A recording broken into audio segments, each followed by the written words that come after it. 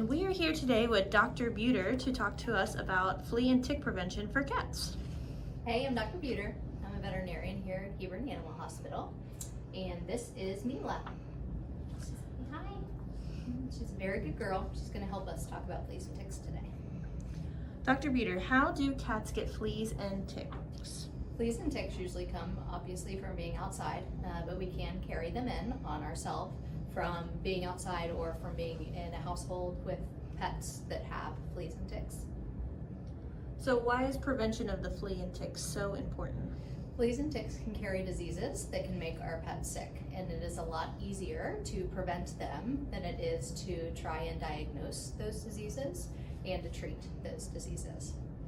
And when you say diagnose, what are some of the signs and symptoms of fleas and ticks infestations on my cat? So just physically, when they don't have actual disease, when they just have the fleas and ticks themselves, you can start to see itchiness and hair loss, especially with fleas around the rump or around the crown of the head or around the ears and the neck. With ticks, honestly, you usually just feel a bump that the cat is sometimes scratching at. You can also sometimes find black flakes if you look through their fur. And you can tell if it's flea debris rather than just dirt itself by putting the flake on the table and putting a little peroxide on it and streaking it. If it streaks red, that is dried blood, and that is the feces from fleas because they eat blood. So what are some possible diseases that can be transmitted by fleas and ticks? There are numerous diseases that can be spread by fleas and ticks, and the hard part is it varies depending on your area or your geography. And the other hard part of it is testing for flea and tick-borne disease in cats is very difficult and it's very expensive.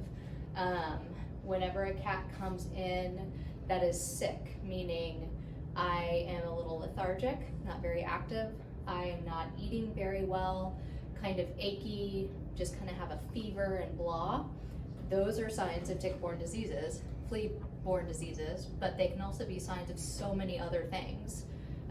So that's, again, why it's important to prevent so that we don't have to go on an investigative hunt of what's causing your cat to not feel well. And then what are the most effective flea and tick treatments for cats? So honestly, prescription treatments are the best because a lot of the over-the-counter products, one, you never want to use a dog product on a cat. They can be fatal because they have, it's almost like an allergic reaction to that class of insecticide. But a lot of the over-the-counter products are not strong enough, or there's some, where are you going? She's leaving. Or they have some resistance buildup because they've been on the market for so long. The other hard part with a lot of the over-the-counters is they are not regulated as far as what's in each particular package. So you could buy a 6-pack of an over-the-counter, and in 5 vials, it could be just carrier oil, and 1 vial alone could have 5 doses of insecticide in them. So they're not balanced out. So you could either be overdosing or underdosing very consistently. Would you say that prevention is needed all year round for cats? That's kind of a tough question. If you have an outdoor cat, absolutely. Year-round prevention, we still have fleas and ticks all year round, especially if you have cats that go into the woods and stuff because fleas and ticks like to hide under the logs and they try and leap onto anything warm coming by them, like a cat.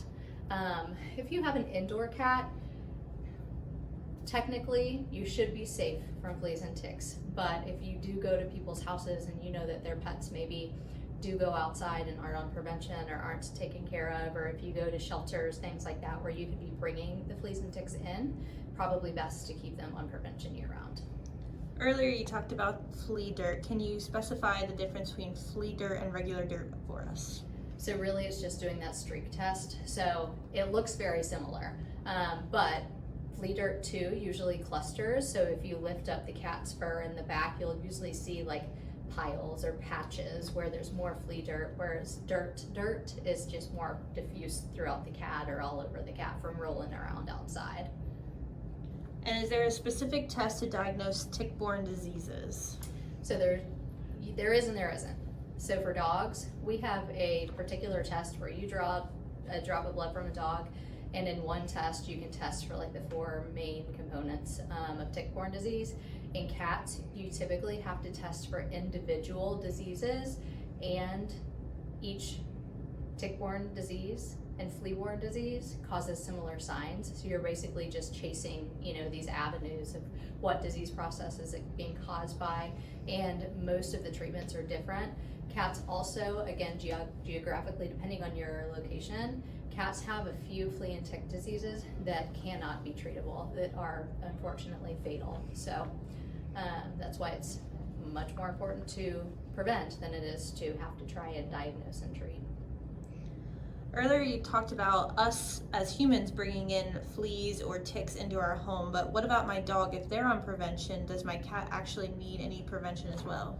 So ticks typically don't like to go from person to person, or cat to cat, dog to dog. Once they bite and in bed, they're usually kind of stuck there. Of course, they can ride in on one and go to another. Fleas, however, most fleas that we see and that are in our communities are actually cat fleas. So fleas would much rather be on a cat than a dog. So if you have a dog that has fleas and you treat your dog, the fleas will leave the dog and they will go to the cat. If you have a dog that does not have fleas and it's on prevention, but just happens to catch a flea outside and come inside and it goes by the cat, the flea will jump off and go to the cat. So you're saying that if one pet in the household has fleas, others will probably get fleas as well? It's very likely. So again, treat them all at the same time and then you don't have to worry about things creeping around your house. Are there any home remedies to prevent fleas and ticks? Not really as far as prevention. You can, if you have, say your cat comes inside and she just has adult fleas all over her, you can give them a Dawn bath, and that can get the adult fleas off, but it's not going to do anything for the eggs, the larvae, or the pupa phases. You've got to use the prescription products for those. There is an over-the-counter product called Capstar that you can give them, and it does kill the adult fleas for that 24-hour period. But again, doesn't do anything for the other life cycles, so as those hatch, you're still going to get more. My indoor-only cat, she doesn't go anywhere, is indoor, we don't have anyone over. Can she get fleas or ticks? Community settings like condos and apartments, I would say yes. If it's just you and your house and your cat, you don't foster, you don't go anywhere, it's just you guys, you're probably going to be okay. But again, better be safe than sorry. And a lot of the preventions, they're very, very safe. They have really low side effect levels. All right, thank you, Dr. Buter. And if you have any other questions regarding fleas and ticks, give us a call. We're always here for you. Thank you.